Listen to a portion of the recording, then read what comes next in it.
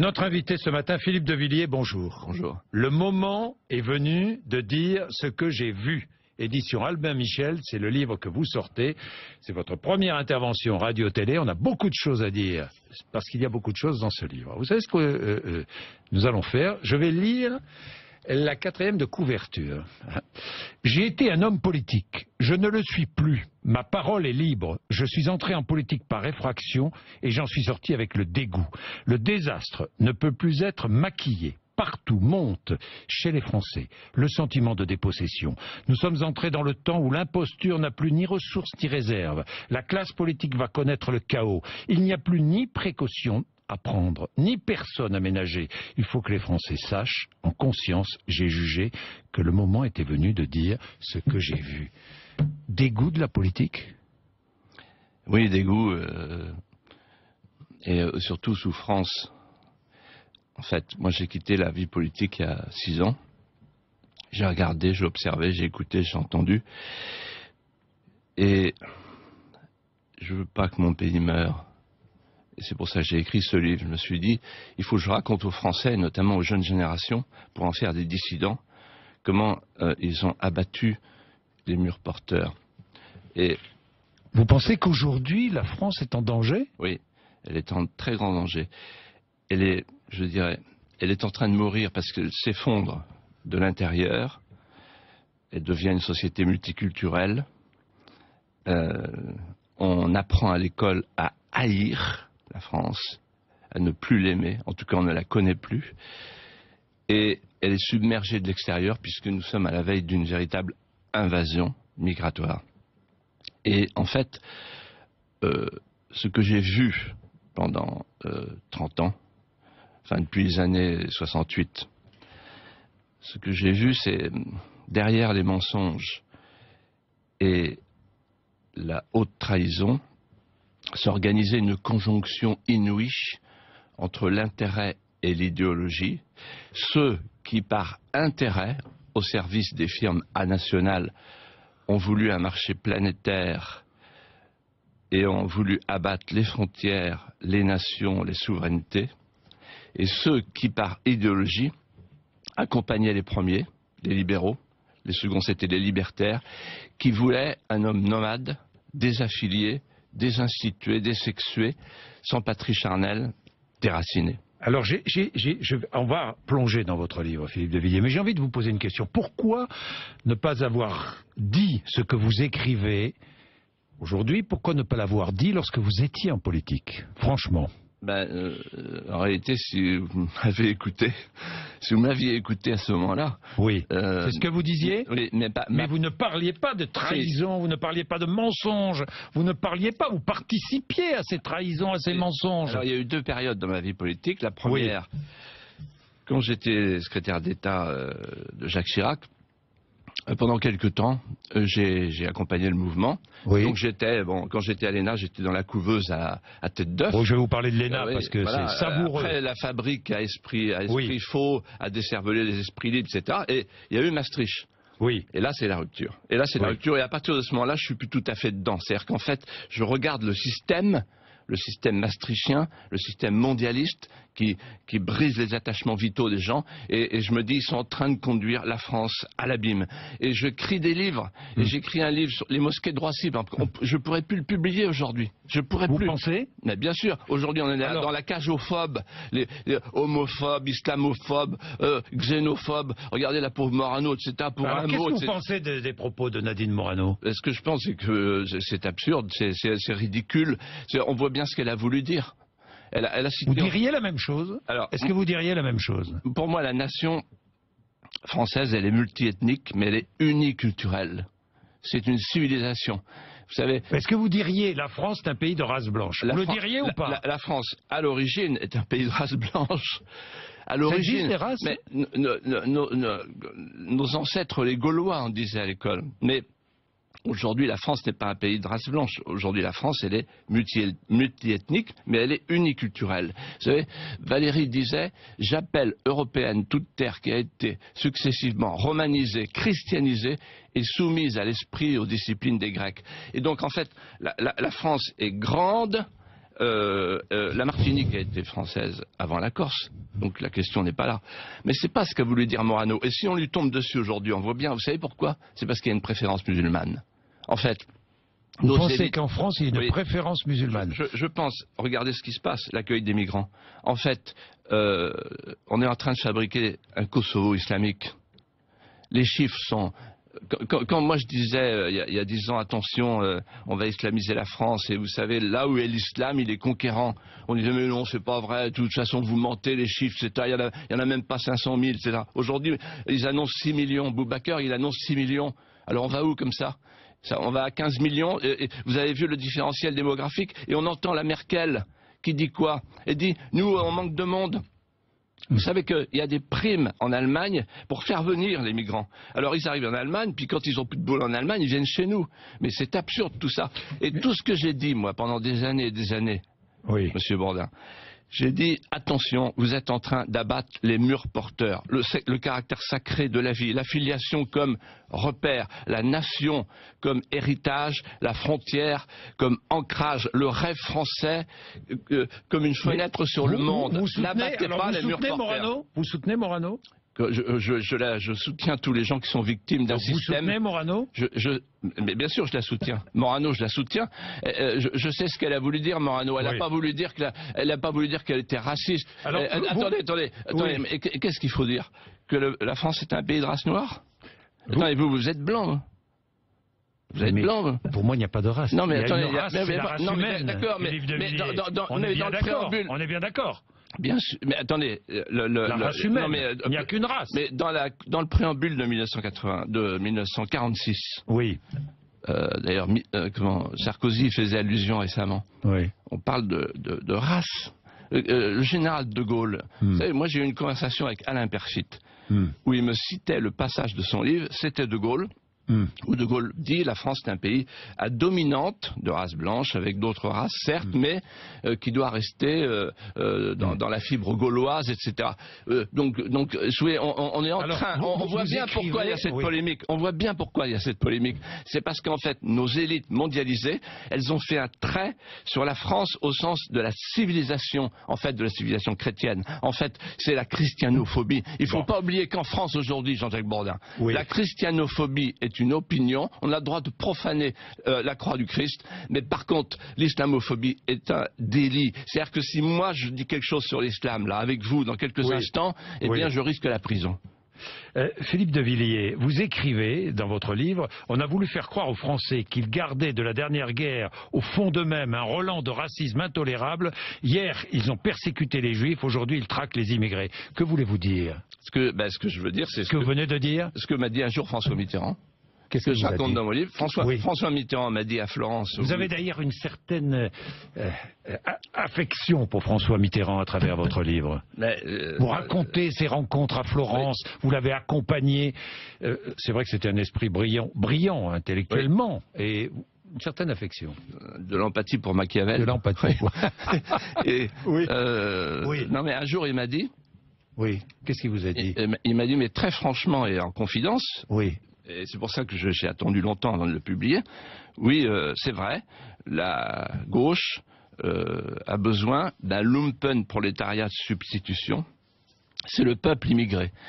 Et on a parlé de la création de SOS Racisme avec Bernard-Henri Lévy, Berger, etc. Et en fait, la petite main jaune, en fait, succédait à l'étoile jaune. C'est-à-dire qu'en fait, c'est le lobby immigré qui a eu cette idée géniale, en fait, de faire du peuple migrant un nouveau peuple élu. Pourquoi? Parce qu'à partir de 1983, la gauche a abandonné les prolétaires, les ouvriers à la mondialisation sauvage, et qu'il a bien fallu trouver des électeurs. D'ailleurs, c'est Terra Nova, c'est les bobos, les bourgeois bohèmes, c'est Cohn-Bendit, c'est tout ça. Et donc, en fait, pour aller chercher les électeurs, ils sont allés chercher les immigrés. Donc, c'est l'utilisation purement politicienne. création purement politicienne. Et vous le dites dans votre livre. C'est le seul recours Oui. de Hollande et des bobos aujourd'hui pour pouvoir gagner, c'est de pouvoir utiliser le vote des banlieues. Et ça, c'est un scandale parce que ça se fait sur le dos de la France et sur le dos des immigrés eux-mêmes. Philippe de Villiers, vous n'épargnez pas BHL dans votre livre. Vous dites, il a même souhaité que je n'existe plus. Oui. Bon. Oui, il trouvait il a dit, on doit juger les gens à leur voix. Sa voix est insupportable. Donc lui, il fait une croix. Et il faudrait que je porte un signe distinctif parce que j'ai une voix qui lui plaît pas. Oui. Léna. Alors parlons de Léna. Vous écrivez un moule, un laminoir sémantique qui vous broie. Vous y entrez avec 3000 mots, vous en sortez avec 30 seulement. Le cerveau formaté, hors de vos neurones et le cœur vide. Oui. Oui. Oui. Et vous dites les énarques sont des gens qui pensent qu'ils savent mieux que le peuple ce qui est bon pour lui. Oui. Vous savez, il y avait une épreuve de ce qu'on appelle de pédalage en groupe. Oui. Où on nous donne un dossier à sangle et on a 6 heures pour faire un décret. Et au bout de 6 heures, on sort, on fait un décret. C'est-à-dire qu'en fait, c'est l'idée qu'un jeune homme qui n'a rien fait dans sa vie, qui ne sait rien de la vie, qui n'a aucune expérience, il va réformer la société. Vous savez, comme Macron, il dit terminer les notaires, terminer les taxis, etc. C'est cette idée de la table rase. Et alors, à l'ENA, il y avait l'idée de la cité sans frontières. On est des ingénieurs sociaux. C'est-à-dire, on va remplacer le gouvernement des hommes, tellement approximatif, tellement fragile, par l'administration des choses. On voit ce que ça a donné. Ça a donné Fabius Juppé. C'est une couveuse à tête d'œuf du politiquement correct. Et ça donne Juppé-Fabius. Vous entrez à l'ENA avec 3000 mots, vous sortez avec 30 mots. Et vous savez pourquoi moi j'en ai réchappé? Non. Oui, le Puy du Fou. Parce que j'ai fait l'ENA buissonnière. Oui, le Puy du Fou. Je parlerai du Puy du Fou. Alors, il y a des portraits dans votre livre qui sont... beaucoup ont écrit des portraits au vitriol, mais vous dites non, il y a toujours un peu d'affection dans mes portraits. Jacques Chirac, par exemple, vous l'appelez le cavalier des steppes, et vous partagez avec lui sa campagne, ses campagnes, ses sorties en Corrèze, et vous dites c'est extraordinaire, parce qu'à Paris il est à droite, en Corrèze il est à gauche, et il y a des anecdotes absolument merveilleuses. Il glisse aux anciens. Il est regrettable que les jeunes ne vous écoutent pas plus souvent, car vous avez la sagesse, et un peu plus tard il rencontre des jeunes et il leur dit, il est regrettable que les anciens ne vous entendent pas plus souvent, car vous êtes l'avenir. C'était tout Jacques Chirac, ça? Il y avait aussi un autre Jacques Chirac qui ressemblait en cela à Giscard, et même à Sarkozy. Ces gens-là, en fait, ça m'a beaucoup frappé, et je le dis sans méchanceté, ils ignorent l'histoire. Chirac avait peur de l'histoire. Et il y a une anecdote que je raconte dans mon livre, c'est un soir à l'Élysée. Oui. Il y a Thatcher, il y a Mitterrand, il y a Kohl, et Mitterrand dit tiens, on va demander quelle est la date historique européenne à votre avis. Bon, alors c'était des gens cultivés. Alors Thatcher commence, dit 1215, la grande charte, parce que c'est quand même la fondation de la démocratie. Et vous, Helmut, Kohl réfléchit, il dit quand même 1648, les traités de Westphalie, parce que c'est la nouvelle Europe. Et vous, François, il réfléchit et il dit incroyable, 496. Quand même le baptême de Clovis, parce que la fille est née de l'église. Et donc moi je suis surpris, il me regarde, et puis il dit « Monsieur Chirac, vous n'avez rien dit ». Alors tout le monde se tourne vers Chirac. Chirac prend son verre de bière, magnifique, et il dit « 1664, Cronenbourg ». Non, c'est extraordinaire. Non, mais c'est extraordinaire. Ça veut dire en fait, je m'en fous. Oui, je m'en fous. Alors, vous avez accompagné donc Chirac en Corrèze, et il y a aussi une chose formidable qui démontre ce qu'est le jeu politique. C'est vrai que quand on est en campagne, nous avons plein d'électeurs, vous avez plein d'électeurs qui viennent vous donner des petits mots. Et Chirac vous disait toujours, il faut toujours répondre oui. Oui, alors moi j'étais stagiaire de l'ENA. Stagiaire de l'ENA. Et donc j'étais derrière lui, il avait une grande veste avec des poches qui avaient été cousues par Bernadette, des grandes poches, il mettait les petits mots, et qu'on appelait les plaçous, et après il déversait ça, il me donnait, et puis il les déversait sur une table, je les prenais, et il me dit tu réponds oui. Voilà. Et alors un jour, il y a 2 plaideurs qui étaient en conflit l'un contre l'autre qui m'ont écrit.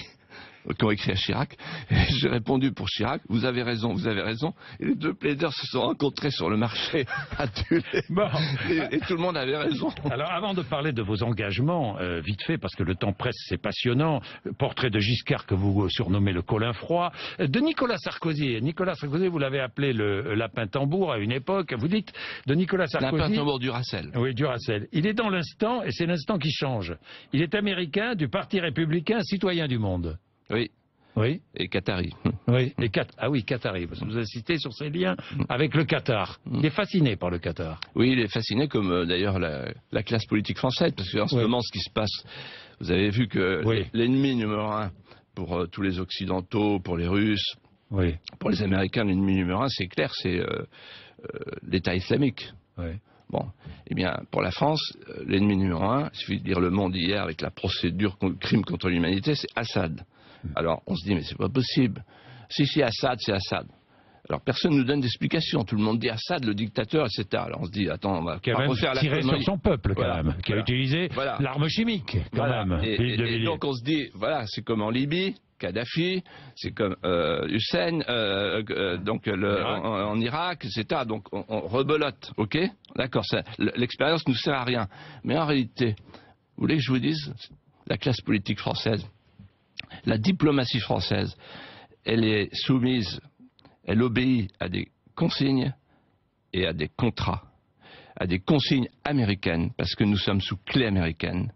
Et donc l'Amérique a dit, nous, on soutient l'Arabie Saoudite et le Qatar, qui nous demandent de foutre en l'air Assad, et à des contrats.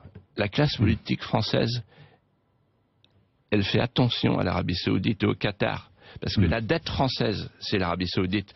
Parce que les armes, c'est l'Arabie Saoudite, deuxième importateur mondial. La classe politique française, je pèse mes mots, Jean-Jacques Bourdin, la classe politique française, elle est en grande partie achetée par le Qatar et l'Arabie Saoudite.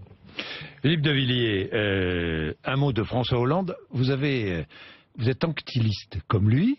Il était anctile plutôt que Poulidor, vous aussi. Et vos pères étaient proches. J'ai appris ça dans votre livre. Oui. C'était au moment de l'Algérie française. Oui. Et le père de M. Hollande s'occupait des prisonniers politiques, dont mon père, qui était délégué à Rouen, à la prison Bonne Nouvelle. Et on allait voir notre père, nous, au parloir, et on récupérait les vêtements chauds pour l'hiver qui étaient collectés par M. Hollande. C'est extraordinaire, le retour de l'histoire. Et votre frère est chef d'état-major. Et en fait, Hollande, peut-être que ce détail lui a échappé dans son enfance, mais il se trouve que, vous voyez, les destins se croisent, se décroisent et se recroisent. Il a nommé un jour mon frère chef d'état-major des armées. C'est extraordinaire. Et là aussi, donc, avec Hollande, c'est la tendresse de l'enfance, parce que il était anctiliste, toute la France était poulidoriste. D'ailleurs, c'est incroyable, parce qu'un gars comme ça, anctiliste était le meilleur. Ouais.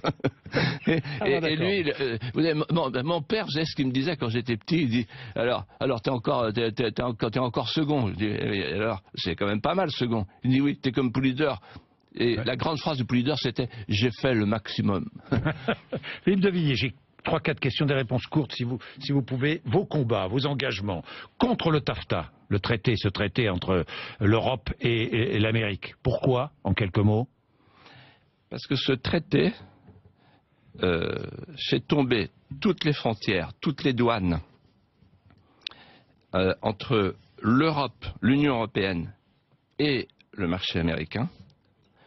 Ça veut dire qu'il n'y a plus d'appellations contrôlées, ça veut dire qu'il n'y a plus de normes européennes, ça veut dire qu'il n'y a plus aucune protection, ça veut dire qu'en fait, c'est une OTAN économique en quelque sorte. Mais, M. Bourdin, ça va plus loin. Ce traité prévoit un tribunal arbitral qui jugera les États quand il y aura des difficultés avec les firmes multinationales. C'est-à-dire les 80 000 firmes multinationales pourront faire condamner les États, c'est-à-dire la puissance publique, quand il y aura des difficultés entre ces firmes A-nationales, je dis bien A-nationales, qui n'ont plus aucun lien avec les nations, et les États. Alors, et donc en fait, c'est ça le rêve mondialiste. Oui. Et c'est ça que j'ai vu se mettre à l'œuvre. C'est-à-dire un système dans lequel ce sont les pauvres des pays riches qui subventionnent les riches des pays pauvres. Et dans ce système, évidemment, il y a l'agriculteur qui devient exploitant, qui n'est plus paysan. Et là aussi, vous dénoncez tout ça. Je sais que vous défendez les abeilles, et notamment l'utilisation des pesticides. Et d'ailleurs, vous avez eu un cancer provoqué à l'œil, provoqué probablement par les pesticides. Oui. Philippe de Villiers. Je sais, le Puy du Fou, combien de visiteurs? 2 millions 50 000. 2 millions 50 000 cet été. Formidable. Et l'Oscar du plus beau parc du monde. Attribué par les Américains. Donc vous voyez, les Américains, ils sont sympas. Alors moi, j'ai 2 dernières questions. Est-ce que le pape François est votre pape? Oui, il est mon pape, puisqu'il est le pape de l'Église catholique. Vous partagez ses engagements? Oui, c'est un curé du monde. Et en fait, le pape, il a 2 fonctions. Oui. C'est le magistère. Donc c'est une fonction très difficile, très délicate, parce qu'il faut tout le temps dire non, parce que le magistère, il bouge pas. Et c'est en même temps un curé du monde. Vous voyez, par exemple, il a fait une encyclique sur le réchauffement climatique. Il a 2 problèmes sous les yeux. Vous êtes très écologiste d'ailleurs. Ce livre, vous êtes aussi très écologiste. Oui, mais le rôle du pape, c'est aussi de se préoccuper du refroidissement des âmes. Réchauffement climatique, refroidissement des âmes. Donc c'est une tâche qui est pas facile, je ne voudrais pas être à sa place. Oui, moi je suis très écologiste. Et d'ailleurs c'est incroyable qu'on ait laissé faire et qu'on continue à laisser faire la destruction. Regardez ce qu'on a fait en 50 ans. On a détruit nos campagnes. On a arraché l'air, on a arraché les arbres, la FNSEA, l'Europe, le plan Mansholt, en disant c'est le progrès, c'est le progrès, c'est le progrès. Et puis en même temps, on a fait la politique de la ville pour installer les immigrés dans les banlieues. Et maintenant, on montre du doigt les maires en disant vous n'avez pas assez d'HLM pour pouvoir loger les immigrés, etc. Donc moi, je veux que la France demeure en son être et qu'elle retrouve ses murs porteurs. Mais dans mon livre, il y a une espérance. J'ai rencontré un jour Solzhenitsyn. Oui, vous en parlez beaucoup. Une conversation qui m'a marqué et qui dit « Philippe, les dissidents sont à l'Est, ils vont passer à l'Ouest ». Qu'est-ce que ça veut dire cette phrase? Ça veut dire que vous êtes dans un gouffre profond, vous avez la maladie du vide, il y a une éclipse de l'intelligence en Europe, mais bientôt il y aura la grande catacombe qui va s'ouvrir, sortiront des petites lucioles, ceux qui veulent maintenir, retrouver la transmission, le caractère sacré de la vie et les fameux murs porteurs dont je parlais tout à l'heure. Et parmi ces murs porteurs, il y en a un qui compte par-dessus tout, c'est la France. Philippe de Villiers, le moment est venu de dire ce que j'ai vu chez Albin Michel. Merci d'être venu nous voir ce matin.